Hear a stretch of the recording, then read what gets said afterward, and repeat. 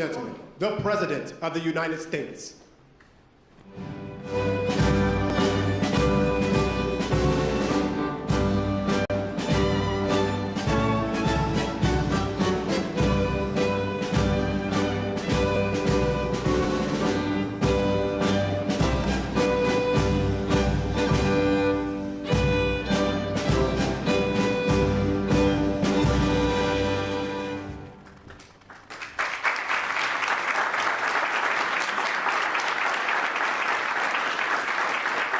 Thank you very much.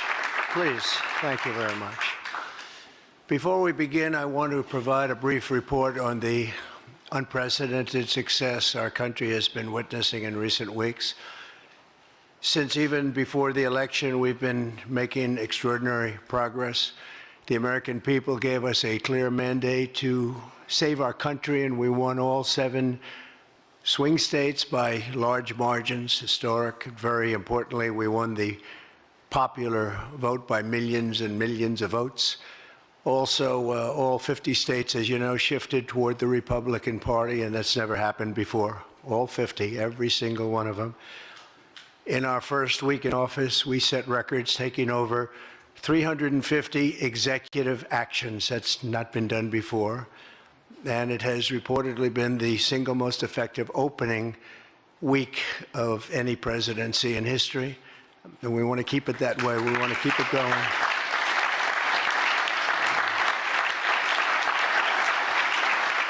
We want to keep it going. We've broken from decades of failed Washington policies and restored common sense and sanity to our government.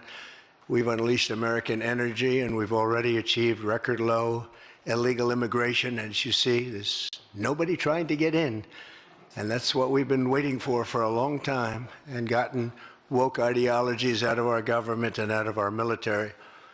The water has now begun flowing in California as we continue to increase the flow in coming days. Nobody's seen anything like that. And I've also taken strong action to regain control of the Washington bureaucracy. Just for clarification purposes, because it was incorrectly reported yesterday, we have informed the federal workforce, which they've looked to do for many years, that if they're working for the federal government, they must show up to the office on time and on schedule. We don't want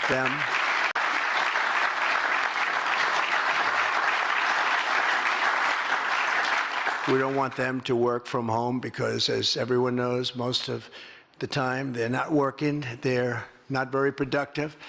And it's unfair to the millions of people in the United States who are, in fact, working hard from job sites and not from their home. As federal employees, they must meet a high standard. They're representing our government. They're representing our country.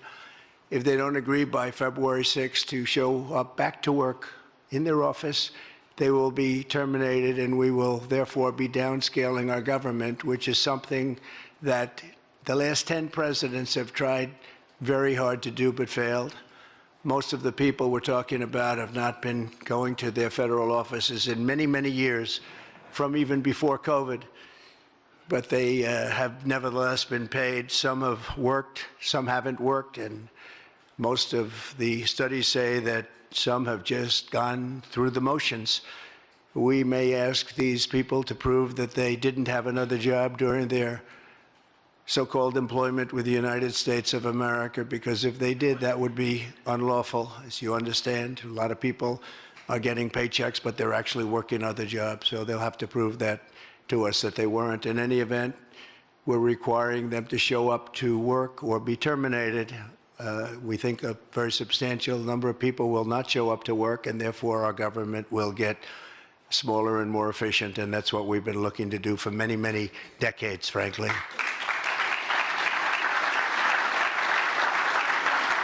Thank you.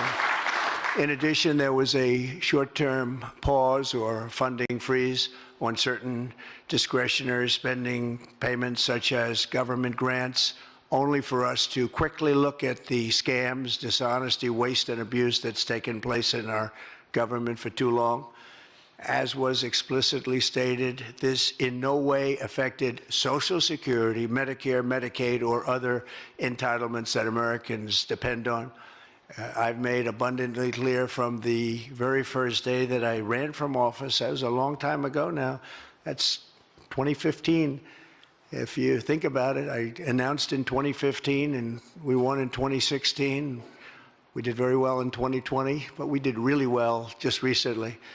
And I'm restating right now to correct any confusion that the media is purposely and somehow, for whatever reason, created Social Security, Medicare, Medicaid have not been affected by any action we're taking in any way, shape, or form.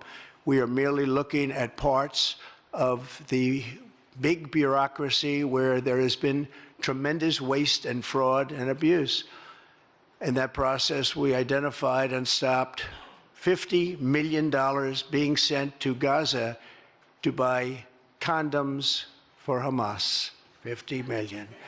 And you know what's happened to them? They've used them as a method of making bombs. How about that? We stopped an attempt to make an illicit payment for illegal alien resettlement. We canceled $181 million in DEI training contracts. This is just for the training of people in DEI, which has been terminated and completely terminated. And we paused $1.7 billion in unauthorized payments to foreign organizations, including stopping more than $40 million that was on its way out the door to the very corrupt World Health Organization, which has not done its job and not done it properly. We also...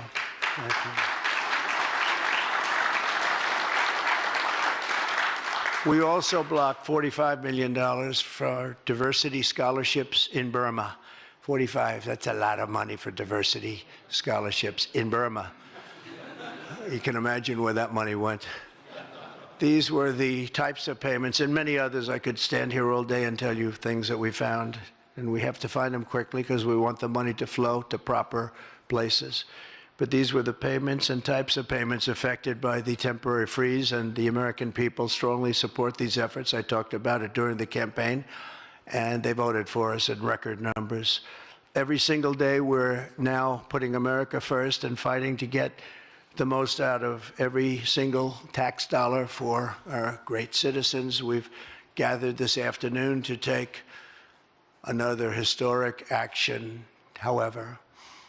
In a few moments, the Laken Riley Act will become the very first bill that I proudly sign into law as the 47th President of the United States.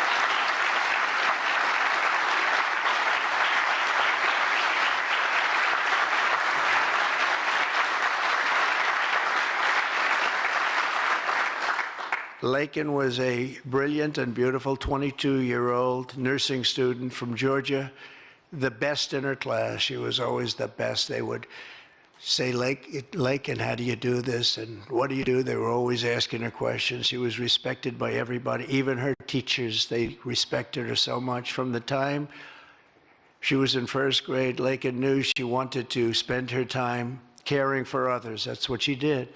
To her friends and classmates, she was a light of warmth and kindness in every single room. To her parents and family, she was everything in the world. They've had a miserable period of time. Just after 9 a.m. last February 22nd, Laken went out for a jog on the campus of the University of Georgia, but she was just never returned. She never came back, did she, huh? Parents are here, sister, all of her relatives. While on her run, Laken was attacked, viciously assaulted, beaten, brutalized, and murdered by an illegal alien gang member who was set loose into our country by the last administration. We are deeply honored to be joined today by Laken's parents, Allison and John, and her sister, Lauren. Thank you very much. Thank you.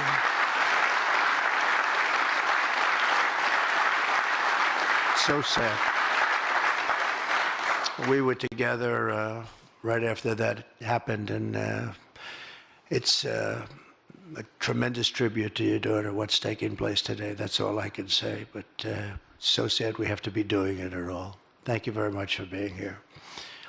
To Laken's family, we will keep Laken's memory alive in our hearts forever, everyone's hearts. With today's action, Her name will also live forever in the laws of our country, and this is a very important law. This is something that has brought Democrats and Republicans together. That's not easy to do. Laken did it. Laken did it. America will never, ever forget Laken Hope Riley. The vicious criminal who murdered Precious Laken was an illegal alien member of the barbaric Venezuelan prison gang known as Tren de Aragua. He trespassed across our southern border in 2022 and was apprehended by Border Patrol, but under the cruel policies of the last administration, instead of being deported, as he should have been, he was released into the United States, as were millions of other people, many of them very dangerous people. And you see what we're doing? We're getting them the hell out of here.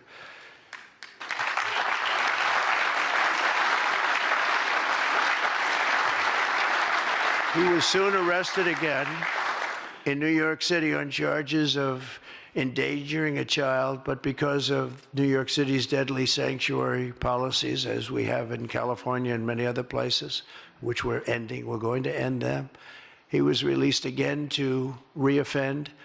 The Biden administration then provided this illegal alien criminal with a free, taxpayer-funded flight from New York to Georgia, where he was arrested yet again, constantly, this time for stealing from a Walmart along with his gang member brother, who was a bad one. Only after being released a third time by the U.S. law enforcement did this cold-blooded criminal go out in that fateful morning hunting for women on whom to prey. That's what he did. He hunted. It was like a hunter. And we're going to show him who the hunter is. This horrific atrocity should never have been allowed to happen. And as president, I'm fighting every single day to ensure that such a tragedy never happens again. We don't want this to happen.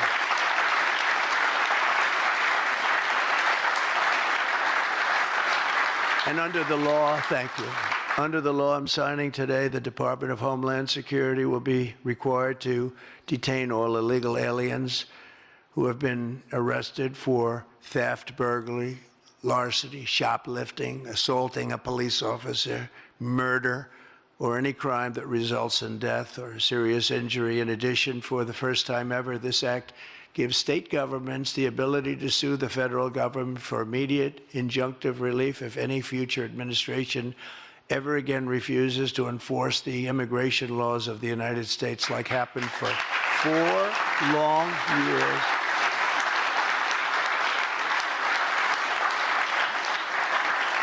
And that was happening for 4 long years, frightful years. Amazing. You'd say, how can people do this? How can they allow this to happen? How can they allow criminals to pour into our country and then try and defend it? And they're still trying to defend it, but they can't. That's why I'm here instead of somebody else, actually. It's the biggest reason. I believe it's the single biggest reason. Inflation was horrible. Many things were horrible during that administration. When you look at what took place in Afghanistan, the way they got out, not that they got out, but the way, so many things were horrible. But to me, this was the worst of all. It's a landmark law that we're doing today. It's going to save countless innocent American lives. I want to thank every House Republican, every Senate Republican, as well as the 12 Senate Democrats and the 48 House Democrats who voted to pass this vitally important bill, and many of them are with us today, and I really do appreciate it. And I very much especially appreciate the bipartisan support. The Democrats, really a big percentage of them came through, and plenty of them wanted to. They probably felt they couldn't, but they really wanted to. That they don't understand that would have made them a lot more popular, would have made them a lot better with their people. The ones that didn't are going to be, they're going to be sorry, because the people are not going to forget that they wouldn't sign. This is a perfect, incredible tribute to an unbelievable young lady. We're joined today by many great supporters of our new strong border policies, and they are indeed strong, including Vice President Vance, thank you, JD, the Secretary Scott Bessent, who just got approved, by the way. Where's Scott? He just got approved. Scott, I'm very impressed. Got a lot of Democrat votes, too. He got a lot of Democrat votes. That's great. I don't know, is that a good thing or a bad thing? I'll have to think about that. Secretary of Homeland Security, who's going to be fantastic. I know her so well, and I know it's probably not complimentary because she is a woman, but she is tough. Where is she? Where is Christy? Christy, great. Stand up, please. You have such an important job to do.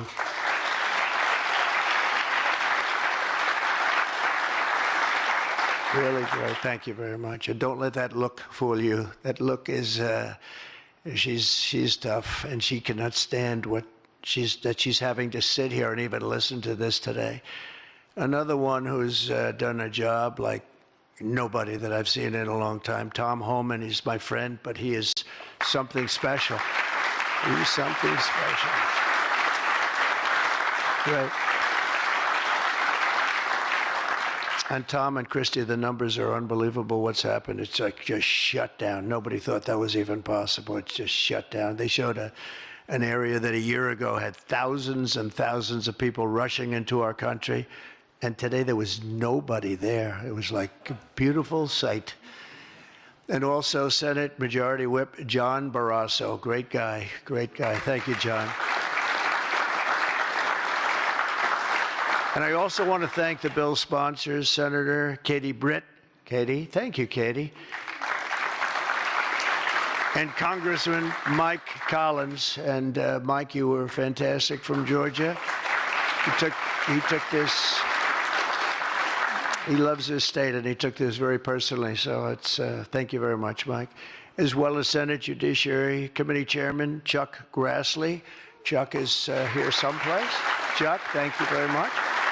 You look great. And House Judiciary Committee Chairman Jim Jordan, who's a special guy, special man. And House Homeland Security Committee Chairman Mark Green. Thank you very much. Thank you, Mark. And we have many other congressmen and senators, but I'm not going to introduce because this is about your daughter. This is about something that's so important, and we're going to just go along. Thank you also. We have to say Burt Jones is in the room, and Burt is your lieutenant governor, and he was on this like you wouldn't believe. Thank you very much. I see you sitting there. Thank you very much. So we have state, local officials, we have law enforcement organizations, we have everybody. Most of them are in the room or represented in the room, and they're incredible people, and I've never seen them come together like they have for this. I've done many of these, not of this kind, but different bills, different passages having to do with many different things, from homeland security to inner security to taxes to 50 different items. I've never seen such support as you have today and as your great daughter has today. So I've never seen anything like it. And we have to thank your daughter for that, because she's going to save a lot of lives. She's going to be responsible for saving a lot of lives. So I'd like to just say to the Angel families, I've been with them and they've been with me from 2015 when I first got this crazy idea in my head to run for president because we can do better as a country. I want to thank so many of the people that are here that have been the angel moms, and we call them angel moms, but they're angel families, fathers and sons and daughters, but they've suffered tremendously like you have for no reason whatsoever. I want to thank Alexis Nungari, the mother of 12-year-old Jocelyn Nungari, murdered last summer by 2 illegal alien gang members released into the United States by Joe Biden's open border stupid policies. And thank you very much, Alexis. I want to thank you very much. We had an amazing trip, and it was really special to meet you and your family. Appreciate it very much. So sad we have to be here, frankly. And Jocelyn, as you know, is in our hearts as she was then. It was an amazing day we had, a great day. But it was a day of celebration of somebody that unfortunately won't be with us. But she is with us now, you know that.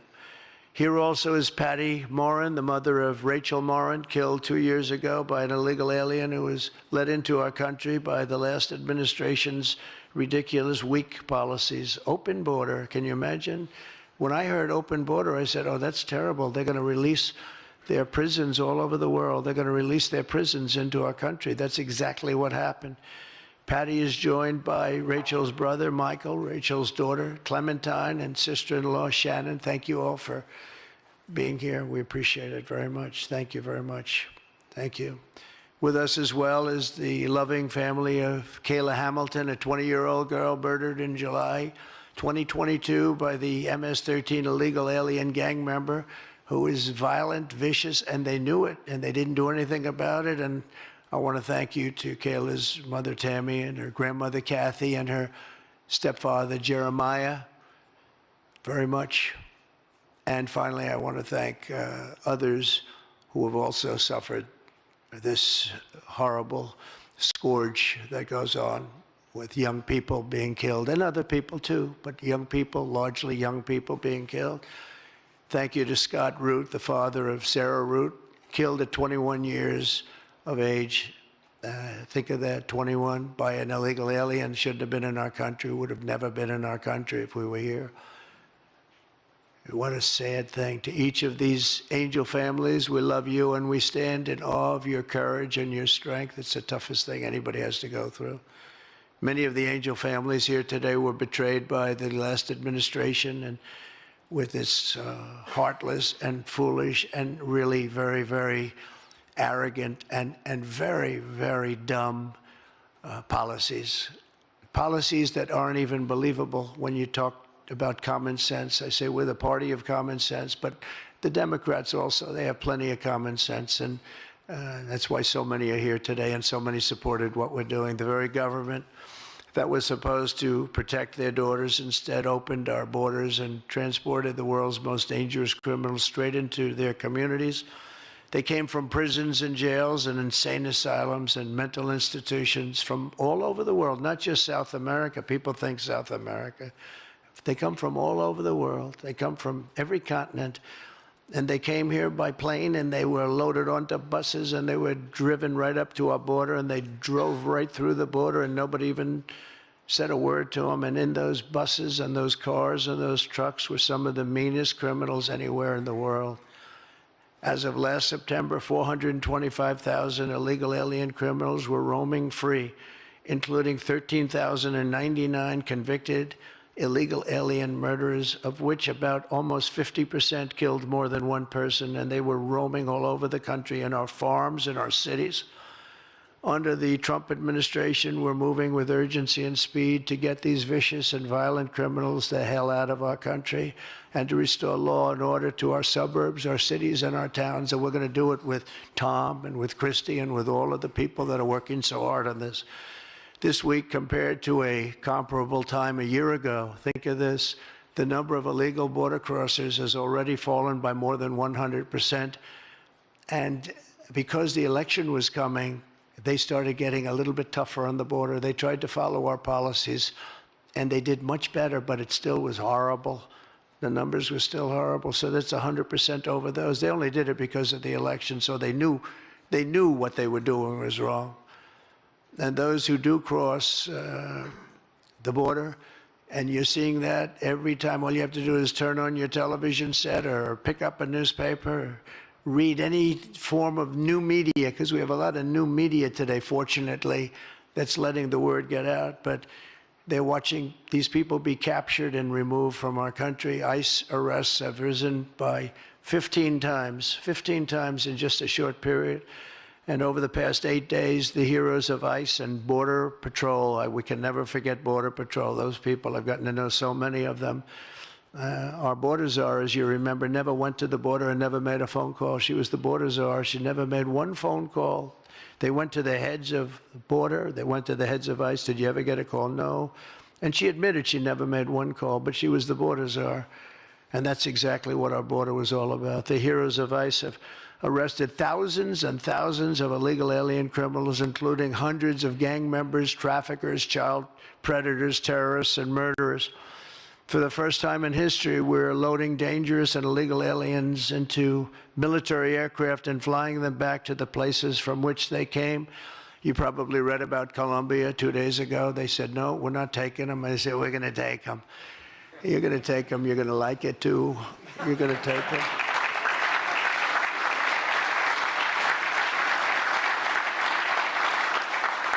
they talked about, we're not going to take people that are in shackles. I said, well, but the people that are in shackles are murderers, they're drug lords, they're rapists, they're very tough people.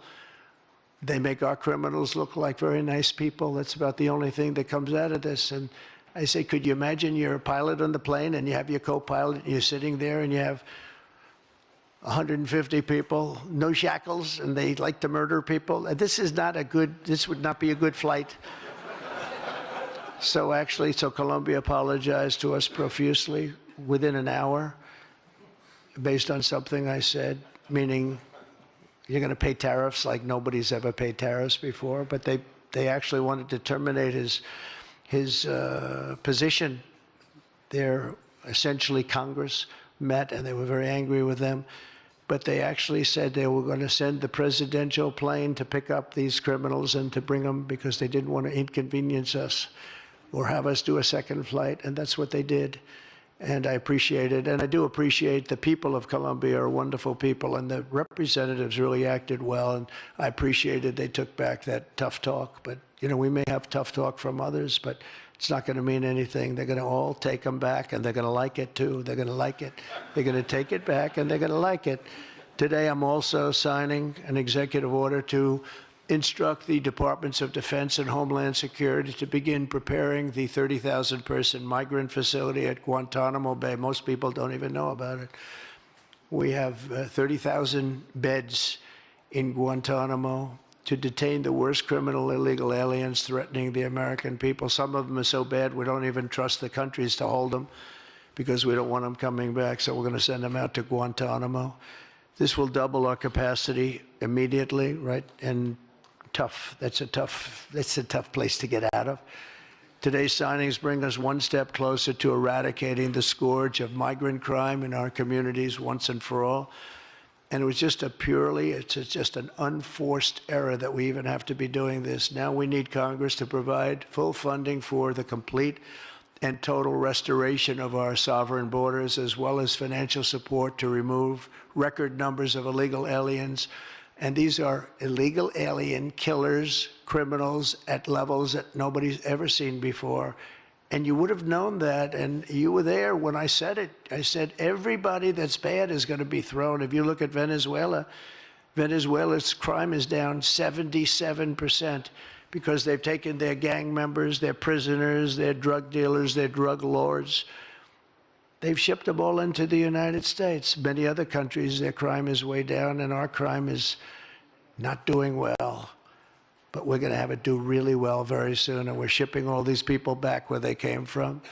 And now, before I sign the Laken Riley Act into law, I would like to ask Laken's really incredible mother, who I've gotten to know. A very sad day I got to know her. But this is an amazing tribute to an amazing young person. And if you could come up, Allison, and say a few words, that would be great. Thank you very much.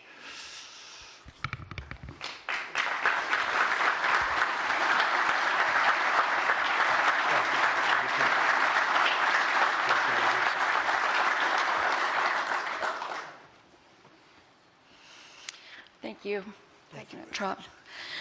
We would like to thank Senator Katie Britt for her diligent bipartisan work to get this bill through the Senate. We'd also like to thank Congressman Mike Collins for his unwavering passion and for leading on the Laken Riley Act from the start. Our family will forever be grateful for the prayers of the people across our nation and for helping to get this legislation into law. We also want to thank President Trump for the promises he made to us. He said he would secure our borders and that he would never forget about Laken. And he hasn't. He's a man of his word. We trust that he will fight for the American people. Most importantly, I want to thank our Lord and Savior, Jesus Christ, because without his sacrifices, Laken's story would have ended on that horrific day that she was taken from us. But because of him, we can continue living knowing that we will see Laken again. There's no amount of change that will ever bring back our precious Laken. Our hope moving forward is that her life saves lives. We're so thankful that her passion for helping others and her legacy for doing good in the name of Jesus Christ will carry on. Thank you. Thank you.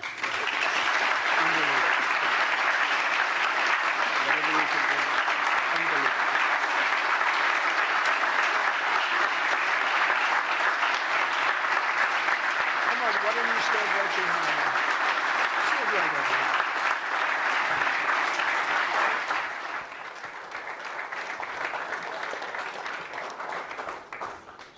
Thank you. We're going to sign this in honor of Laken Riley. Come on up here, some of the people that we love that have been so instrumental. Okay?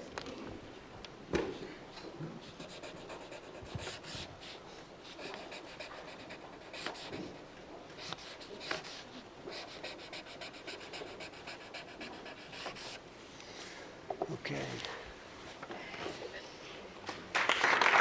Honor of Laken.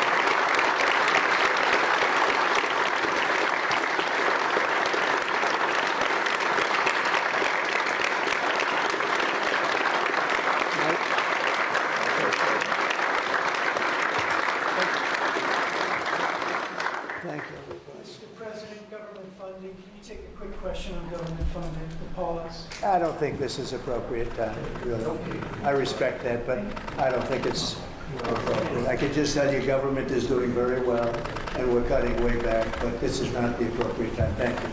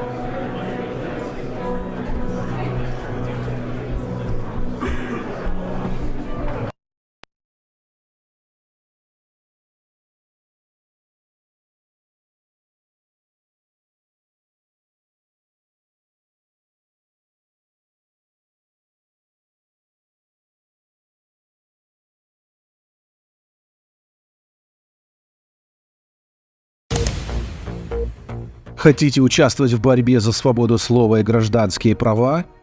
Давайте строить информационный канал Tukets Video Production вместе. Мы не надеемся на монетизацию от захваченных социал-демократами платформ и боремся против монополии на информацию. Поддержите котов через Зеле, PayPal, Cash App. Подпишитесь на Patreon, X и Truth Social.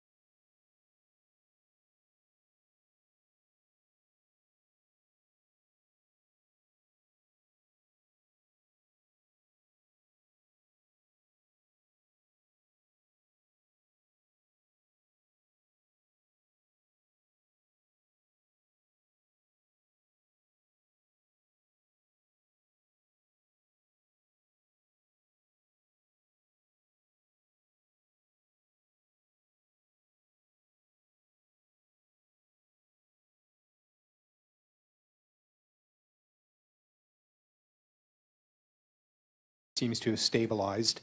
At the same time, since your first rate cut in September, long-term mortgage rates have gone up by a full percentage point, back above 7%. I'm wondering, kind of looking forward, are you confident that activity will remain stable given how elevated mortgage rates are? How does it fit into your broader thinking about the economy? So, as you know, as we've reduced our policy rate 100 basis points, longer rates have gone up, not because of expectations, not principally because of expectations about our policy or about inflation. It's more a term premium story. So, and you know, it's long rates that matter for housing. So, I don't think I think these higher rates are going to they're probably hold back housing activity to some extent if they're persistent. We'll have to see how long they persist. So, you know, we control an overnight rate. Generally, it propagates through the whole family of asset prices, including interest rates. But in this particular case, it's all happened at a time when, for reasons unrelated to our policy, longer rates have moved up. Jennifer.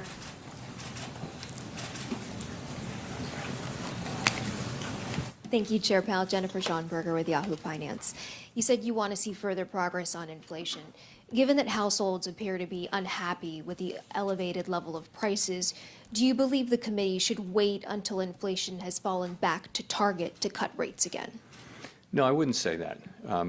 We've never said we need to be all the way at target to reduce rates. At any time, what we're doing is we're looking at the economy and asking whether our policy stance is the right one to achieve maximum employment and price stability. So I think if we would want to see further progress, but we think our, as I mentioned, we think that our policy stance is restrictive, meaningfully restrictive, not highly restrictive, but meaningfully restrictive. And so I would think we need to see further progress. I wouldn't say all the way back down to 2% on a sustainable basis, although we'd love to see that, of course, and we will. And a separate question for you on tariffs. Curious whether the threat of tariffs and not knowing whether they could stick or not creates uncertainty for business here in the United States and could cause them to pull back, ultimately weighing on growth.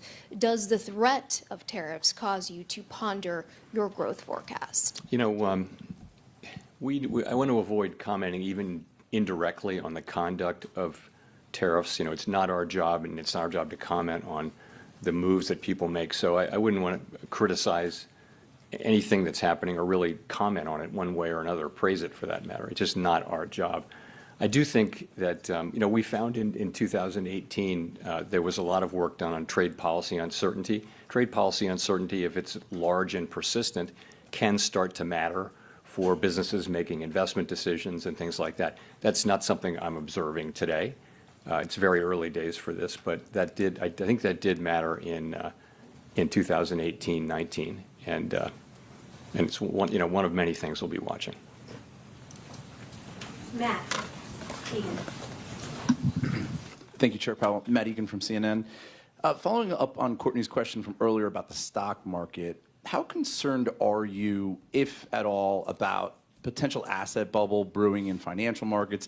How do relatively high market valuations factor into considerations about potentially lowering interest rates further? Is that something that's in the back of your mind? So we look at, from a financial stability perspective, at asset prices generally, along with things like leverage in the household sector, leverage in the banking system, funding risk for banks and things like that. But it's just one of the four things. Asset prices are, and yeah, I'd say they're elevated by many metrics right now. A good part of that, of course, is this thing around tech and AI, but we look at that. But you know, we look at how resilient the households and businesses and the financial sector are to those things. So we look at that mainly from a financial stability perspective, and we think that there's a lot of resilience out there. Banks have high capital, and households are actually overall, not all households, but in the aggregate, households are in pretty good shape financially these days. So that's how we think about that. We look at overall financial conditions, and you can't just take equity prices. You've got to look at rates too, and that represents a tightening in conditions with higher rates. So overall, financial conditions are probably still somewhat accommodative, but it's a mixed bag. Richard. Hi, Chair Powell. I'm Richard Escobedo with CBS News. One question for you. This month's statement notes that unemployment has stabilized at a low rate and that the labor market is solid. You walked through some of what's driving this, but I wonder what risks you see that might challenge your assessment. Well, the things we discussed earlier, one is that there's a low hiring rate. And so that if there were to be a spike in layoffs, if companies were to start to reduce headcount, you would see unemployment go up pretty quickly because the hiring rate is quite low. So that's one thing we look at. I think it's worth pointing out that for lower income households, they're under significant pressure. And in the aggregate, the numbers are good, but we know that people at the lower end of the income spectrum are struggling with costs. And really, it's high inflation for the basics of life. It's not so much the inflation now, it's the price level. Because inflation has raised prices. Inflation is now much closer to target, but people are really feeling that. But overall, this is a good labor market. You're at 4.1% unemployment. That's just a really good level, and you've been solidly there now for 6-7 months. And job creation is pretty close to a level that will hold the unemployment rate there, given that there'll be much slower population growth. One more question. Some of the uncertainty around immigration policy, is, in your assessment, is that making it harder for businesses and the Fed to plan going forward? We hear anecdotal reports, but I don't see, there's nothing in the data yet on that. But you hear that kind of thing about construction, for example, and businesses that are dependent on immigrant labor are saying that it's suddenly gotten harder to get people. But I know you don't see that in the aggregate data yet, but yes, you hear it anecdotally. Nick. Thank you, Chair Powell. Nicholas Jasinski from Barron's. The uncertainty is certainly a theme today, and I'm wondering, are there any periods from your career or as it relates to markets, the economy, what's going on here in Washington and beyond, or from lessons from history that may provide some guidance for a central banker operating in uncertain times like today? I guess I'd say this. Uncertainty is with us all the time. It is human nature, apparently, to underestimate how fat the tails are in a way. The possibility, we think of things in a normal distribution, and in the economy, it's not a normal distribution. The tails are very fat, meaning things can happen way out of your expectations. It's never not that way. I wouldn't, if you think about it, think about the first few months of the pandemic. That was uncertainty. Are we going to be able to reopen the economy? If so, when? How much of it? How long will it take? That was uncertainty. What we have now is a good labor market. We have the economy growing at 2 to 2.5%. Inflation's come down to now the headline inflation number was 2.6, and that's what the public experiences. We look at core because it's a better indicator of future inflation. So yes, the price level went up a lot for inflation, and people are feeling that, and they're not wrong. But so the kind of uncertainty we have is just a usual level of uncertainty about the economy, but then policies which are not for us to criticize or praise, really. Those are policies which people have been elected to implement. They're implementing them with a view to making a better economy. And so I wouldn't call this out as one of those times. I wouldn't compare it to the global financial crisis or anything like that, given that we have actually a very good economy right now.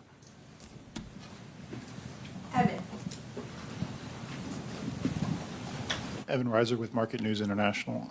Chair Powell, is a March cut still on the table? And then additionally, are you looking to see better than expected data on inflation to cut? Or are you looking for inflation data that roughly aligns with current forecasts? So as I mentioned, the economy's strong, the labor market's solid. Downside risks to the labor market appear to have abated, and we think disinflation continues on a slow and sometimes bumpy path. That tells me, and the other members of the committee, the broad sense of the committee actually is that we don't need to be in a hurry to adjust our policy stance. Your second question was? Whether or not you need to see better than expected inflation data or just inflation data that roughly aligns with your current forecasts. You know, it's one of those things, we'll know it when we see it, but more the expectation is that we will make continued progress. And, you know, that's what we want. We'll know it when we see it. It's going to have to be something that isn't just idiosyncratic. You're going to want to see, you know, continued progress with housing services inflation. You're going to want to see inflation behaving in a way that builds confidence that we are really making progress. That's what it's going to be. And I mean, is that better than our expectations? We expect to see that. It's just a question of when.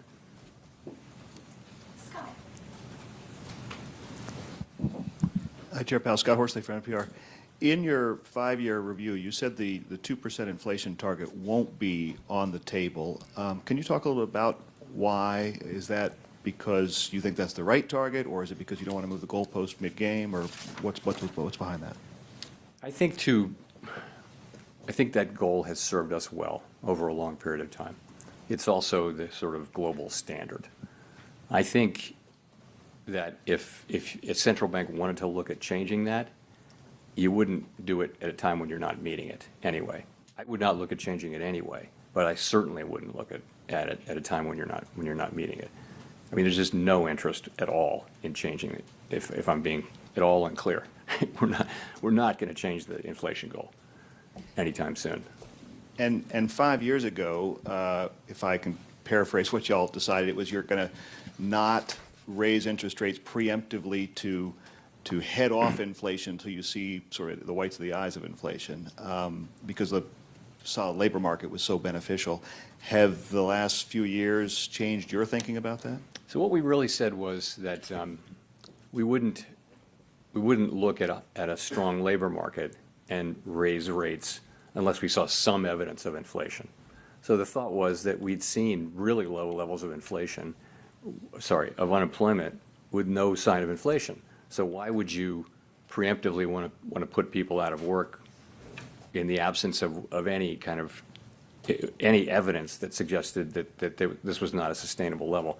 It was a way of acknowledging how much humility we have about the starred variables, especially U-star, the natural rate of unemployment. So that was an insight. We'll discuss that again. That'll be one of the many things that we discuss. But I don't think that insight is wrong. We didn't, you know, we said what we said was that, you know, at times when inflation persistently undershot 2%, we would likely allow inflation to run moderately above 2% for some time. That's what we said. That turned out not to be relevant to what actually happened. There was nothing moderate about the overshoot. It was an exogenous event. It was the pandemic, and it happened. And you know, our framework permitted us to act quite vigorously, and we did once we decided that that's what we should do. The framework had really nothing to do with the decision to. We looked at the inflation as transitory, and right up to the point where the data turned against that. And when the data turned against that in late 21, we changed our view and we raised rates a lot. And here we are at 4.1% unemployment and inflation way down. But the framework was more irrelevant than anything else. That part of it was irrelevant. The rest of the framework worked just fine as we used it, as it supported what we did to bring inflation down. Let's go to Mark for the last question. Hello, Chairman Powell. Mark Hamrick with Bankrate. As you know, in the annual report from the Financial Stability Oversight Council, among the risks outlined is cryptocurrency. Could you talk about those risks now? And regarding individuals and households, perhaps distinct from the concern about the financial system, do you worry that speculation in this unregulated asset class could hurt their financial well-being, or do you think it has a place in a household's portfolio? You know, so our role with Bitcoin really is to look at, with crypto, really is to look at the banks, and you know, we think it's, you know, banks are perfectly able to serve crypto customers as long as they understand and can manage the risks, and it's safe and sound. A good number of our banks that we regulate and supervise do that. You know, the threshold has been a little higher for banks engaging in crypto activities. And that's because they're so new, and you know, we don't want to make the mistake. If you're making a choice to conduct that activity inside a bank, which is inside the federal safety net, with deposit insurance, then you want to be pretty sure that it's a safe and sound activity. So, we're not against innovation, and we certainly don't want to take actions that would cause they have. And that's why we have, the securities laws that we have. It's why, if you read a mutual fund prospectus or individual stock prospectus, you want households to have the chance to understand the risk that they're taking. And, I do think it would be helpful if there were a greater regulatory apparatus around crypto. And I think that's something Congress was working on quite a lot. We've actually spent a lot of time with members of Congress, working together with them on various things. And I think that would be a very constructive thing for Congress to do. Thank you.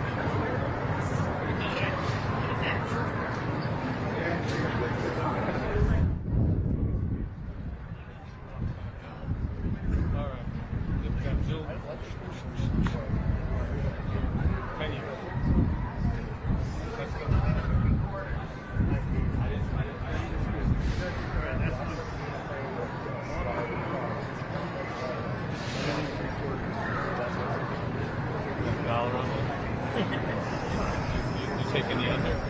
9 and 15, 16. No, you don't get it.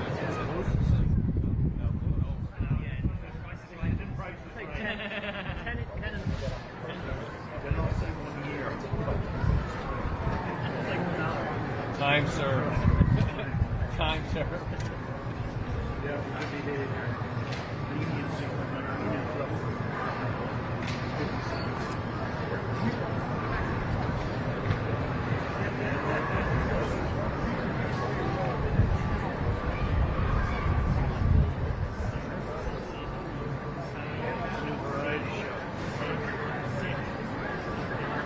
Like this, you gotta go like this right now.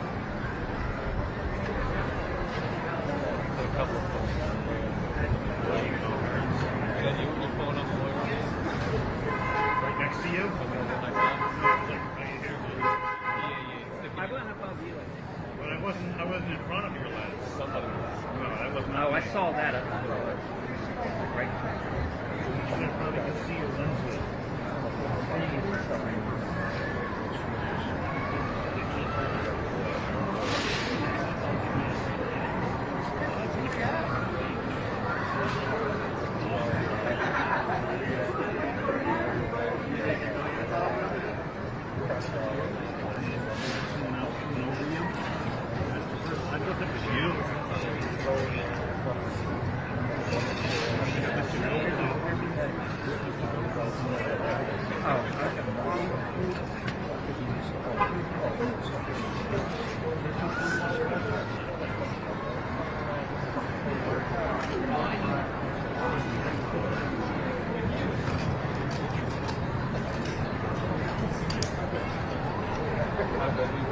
but you can change it, right? Yeah, we can set 80 degrees, 180 degrees,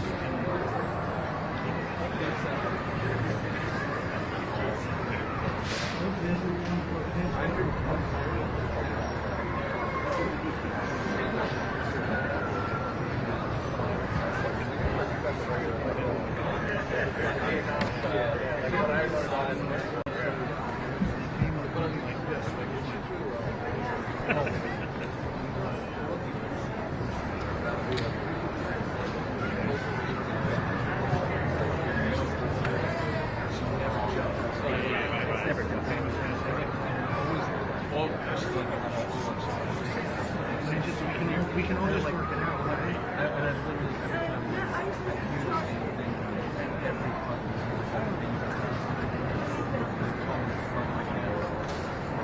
I can easily take on my side.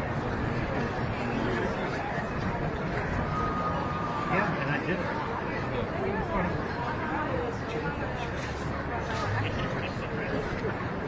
That's why we still filming.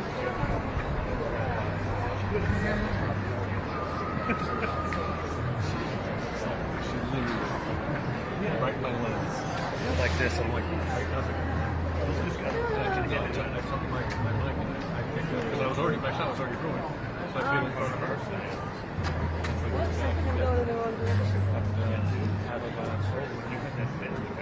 I didn't. You did.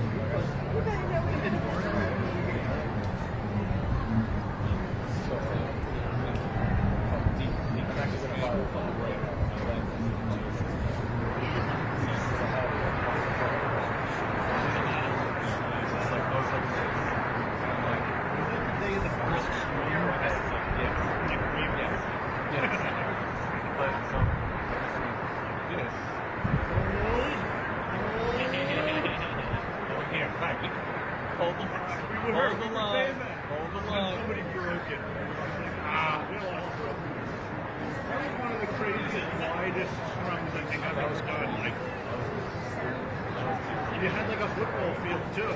Oh. That wasn't enough for some people. From hearing there after they had songs like you were right, and to finally the way they sent it. And it was as if like none of it like this. And it just went bonkers, yeah. Every day they wanted to make sure that it was clean and you come in and send it order. Well, no, actually, that was amazing. That was amazing. But they were amazing. That was the day he was picked up. He was picked up by the FBI that morning. That was crazy. That was crazy. Because you show up and you're like, oh, great. Like, plenty of opportunities.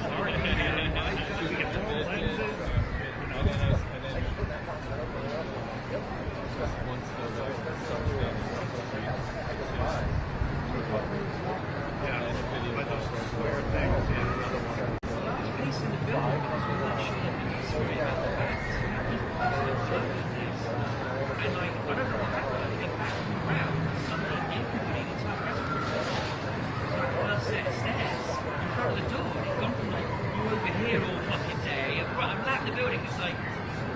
Where did the last 400 meters just go? Like they just, okay, I'm doing this now.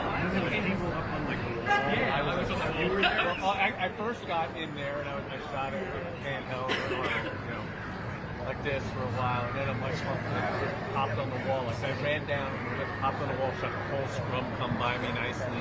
I actually backed up because that whole, like, it was like three of us were holding on to each other. We were all walking back, like, don't fall off, I got you. So we're all backing up with them, like, for a good, like, from the other side of the street to here. On that ledge, like I said, it's like a 4 or 5 foot ledge. And the reason I was able to get to, like, one guy, I had a guy at the podium, and I was behind the guy. And I ran back from the podium. So I stayed behind, and I was all over it. Like my wife was in this desk. She's like taking calls, like, I can't see you. Like, I see you. So I'm over there. But my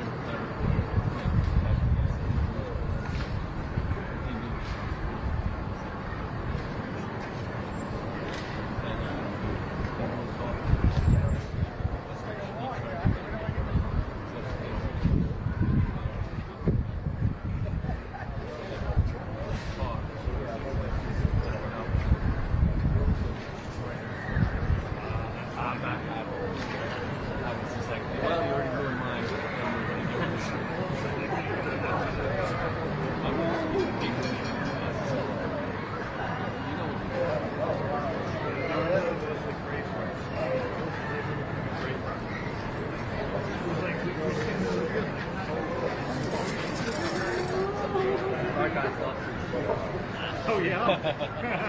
Last year we did that was something. They should have been. It must have been 100 people up there. 50 cameras.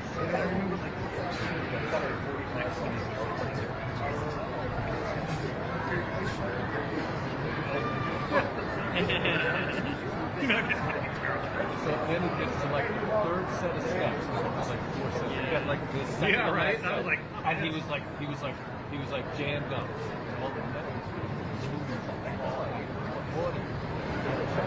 Yo, George, there's a party over here for you. Come on, cut your shit.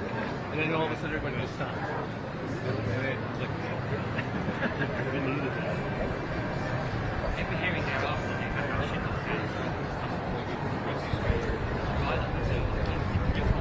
Yeah, but towards the end, they relaxed. Right. We didn't even see him the last time. I think they drove out. Something. Yeah, what happened? There was one other member. You just have to fade out. So they come up with cause and X. They paid off.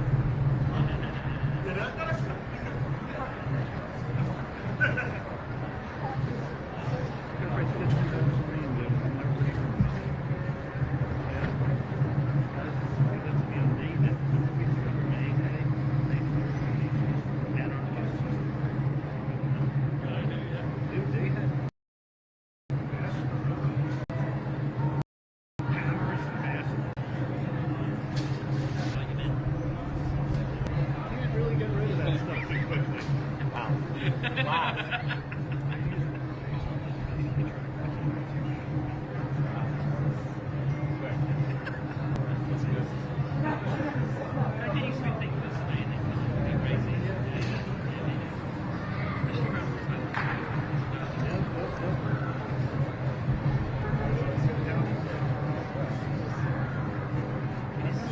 Results are in, as the great Congressman Springer once famously said.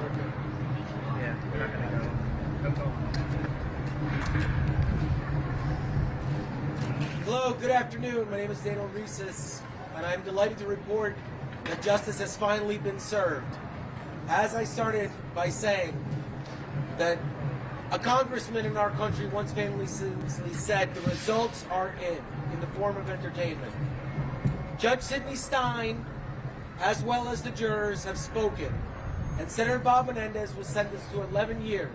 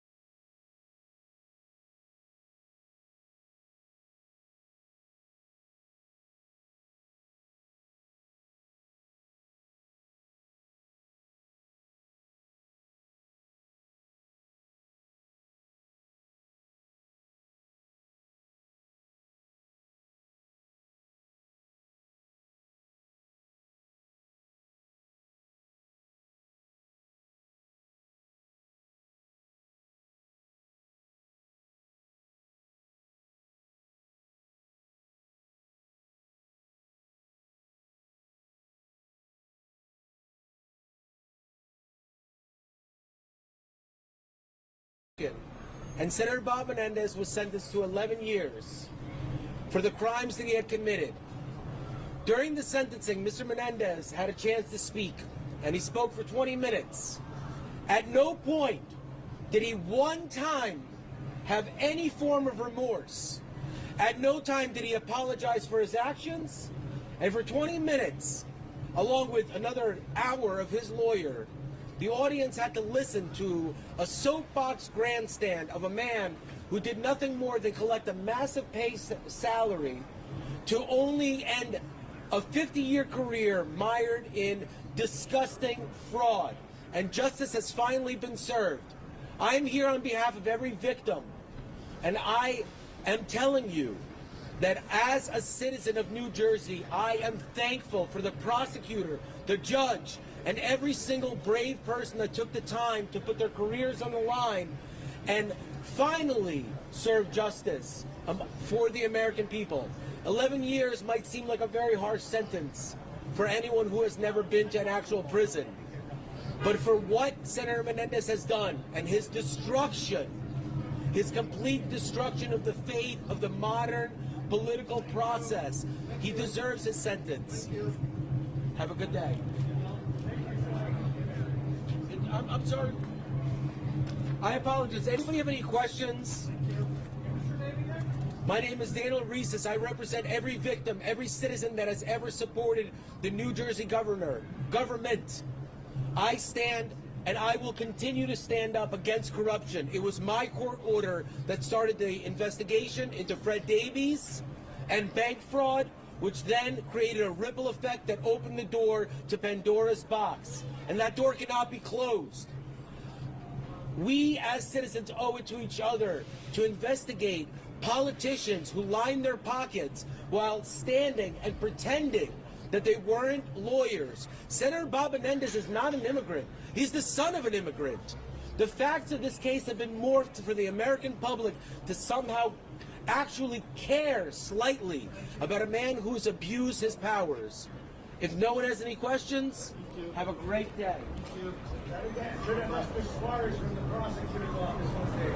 very much apologize. I'm not in law enforcement. Those of these great men, they absolutely deserve the credit. The prosecutors who worked their butts off and actually spent a year and a half, if not 15 years, working to make sure that every American citizen who has no voice, who has been, for lack of a better word, screwed by the system, finally has a say. This is one of the most important days in American history. And we as citizens are stuck staring at our phones at repetitive content when in this courtroom, history was just made. This is the first time in American history that a city senator was convicted of a crime of this moral turpitude. My name is Daniel Reeses. I'm an absolute nobody. Thank you. I am nothing more than a citizen of New Jersey. And I applaud the prosecutor, the judge, and every single member of the media who does not suppress genuine content. I thank you. And I am supportive of your hard work.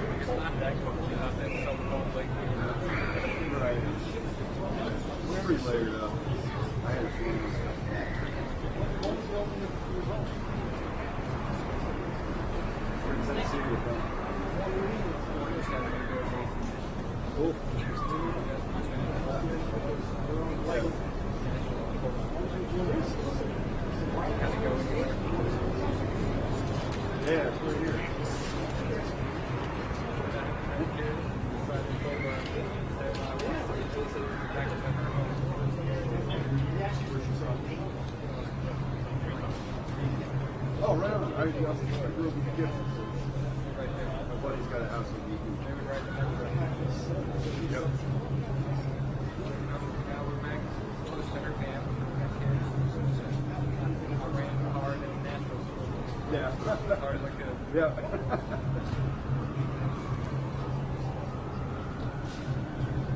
When I was a kid, there was good sit down and do these things, but it was all a bunch of 16 to 19-year-olds who were like,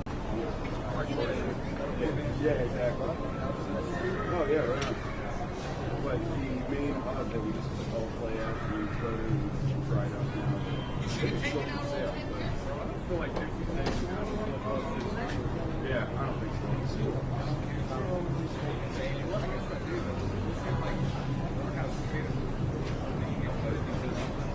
Right.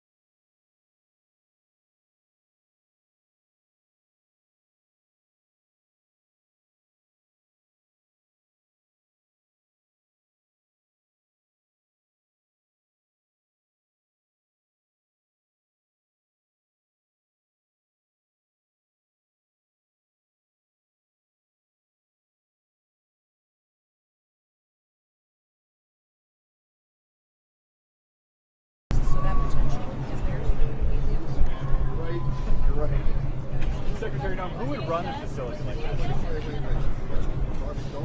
already marked and set there, and been there for decades. So we're just going to expand upon the existing Laken Center. What actions we take for them after?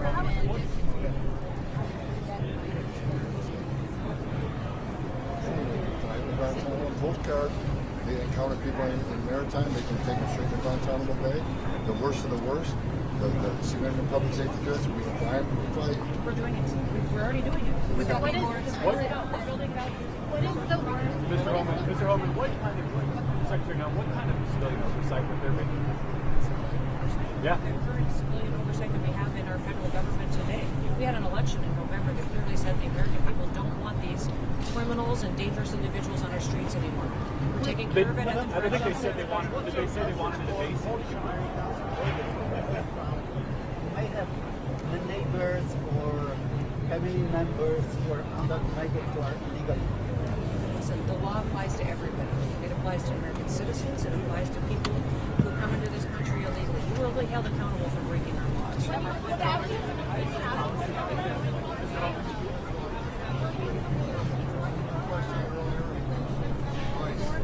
ICE has the highest detention standards. You can't find a state, federal, local city has higher detention standards than ICE. So every facility, including Gitmo, will have the highest. So ICE would be running. That's actually really helpful. So ICE would be running, and it would be staffing. We're not set on, we're not on top of it. Isn't it ICE's policy? Mr. Holman, isn't ICE this bill and the tools that it's going to give to make sure the families are good. Well, I'm Mr. Holman.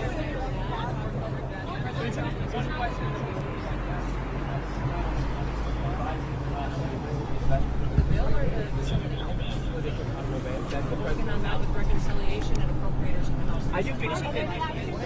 Holman, isn't it ICE's policy that house people? What will happen to the remaining Guantanamo detainees?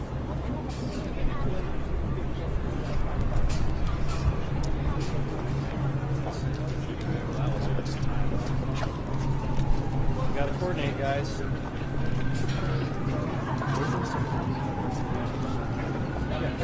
ICE conduct their own. Good thing there's.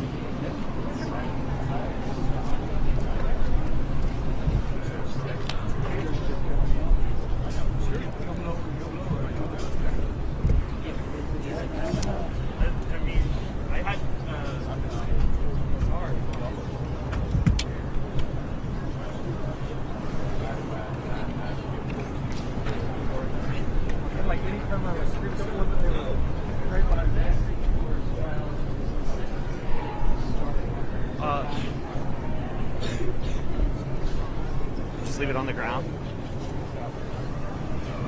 Okay. Is this the family? Do we care? Okay.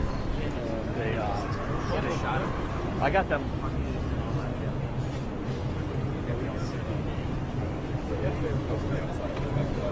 Well, we had an interview. Yes.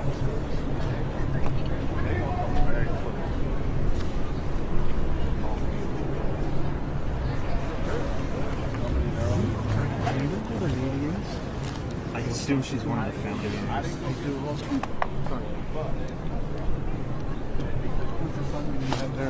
I don't.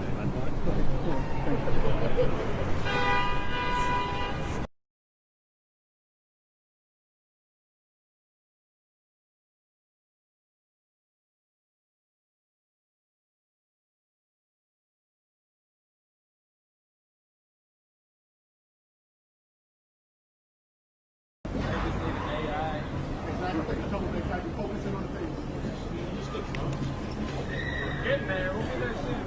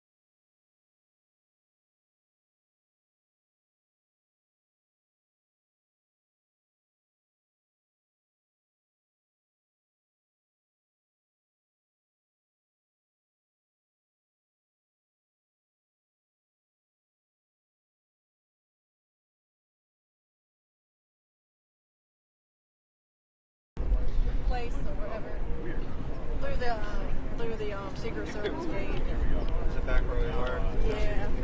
There we go.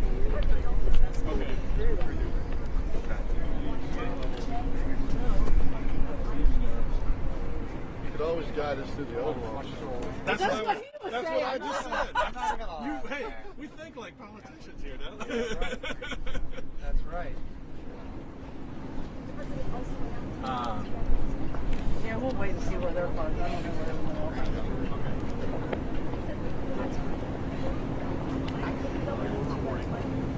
Yeah, it's 15th Street and. There you go.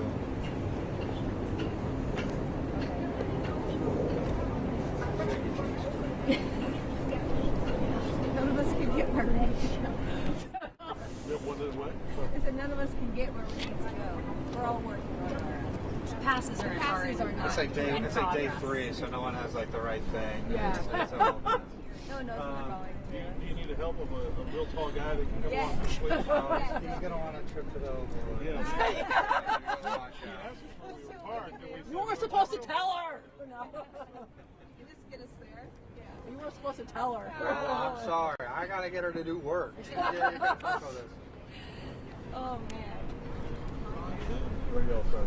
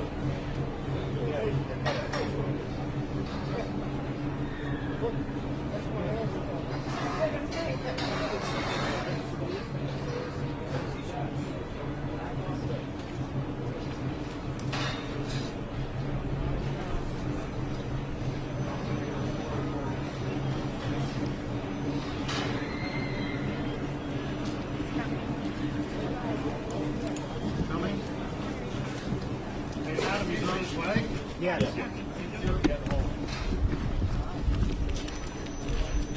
Adam, just get really short if you can. Oh, shit.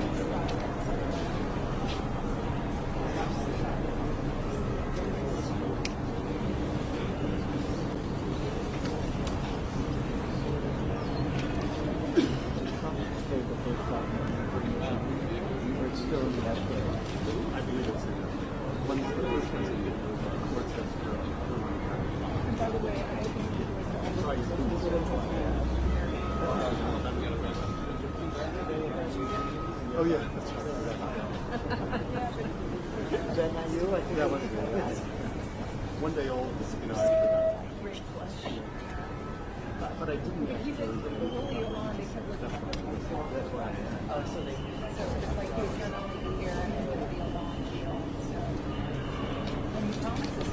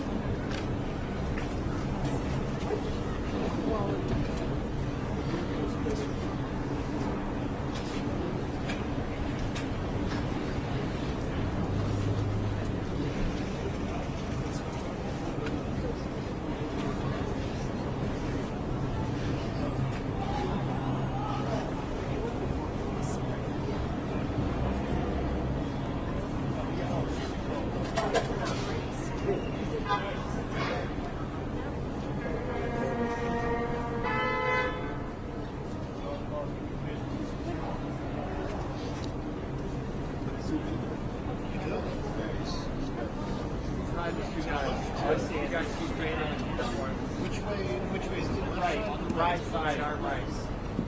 Looks like it's moving up. So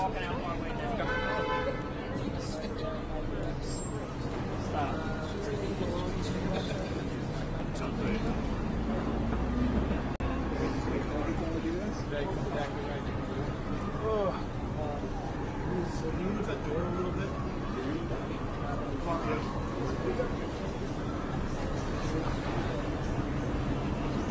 Yeah, here it comes.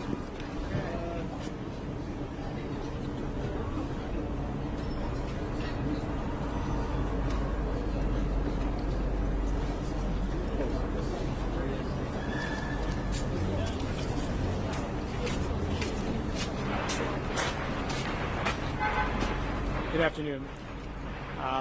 Regardless of the judge's comments today, I am innocent, and I look forward to filing appeals on a whole host of issues. But let me just say this. This whole process has been nothing but a political witch hunt by the Justice Department's NSD and prosecutors who are more interested in political scalps and preparing to run for public office, like Damian Williams.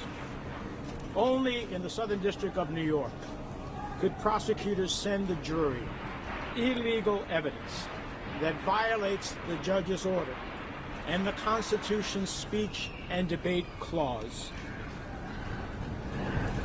have no accountability as to who or how or what happened, claim that it was critical evidence when they were trying to convince the judge not once but twice that this was critical evidence, and then suggest that after they were caught that in fact it was unimportant.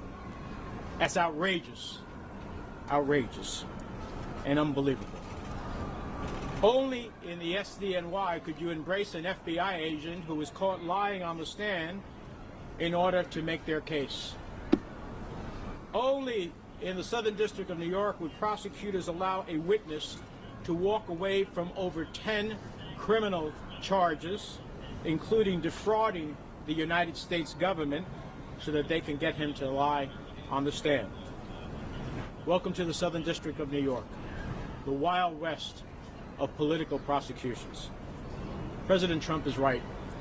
This process is political and it's corrupted to the core. I hope President Trump cleans up the cesspool and restores the integrity to the system. Could ask Trump for it. You're a Democrat because you brought my How is this a witch hunt? How is this a witch hunt? Give me a break.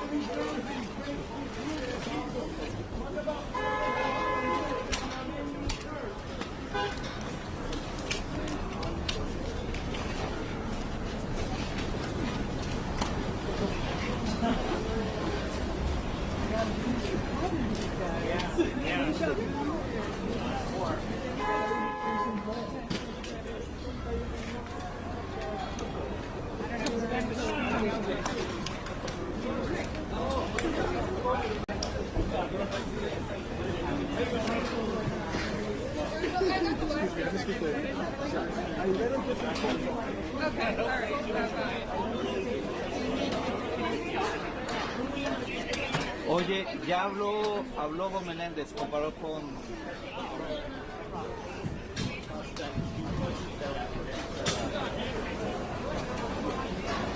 No, he's trying to think favor to get pardoned, but it's our duty as journalists to point out that... Okay.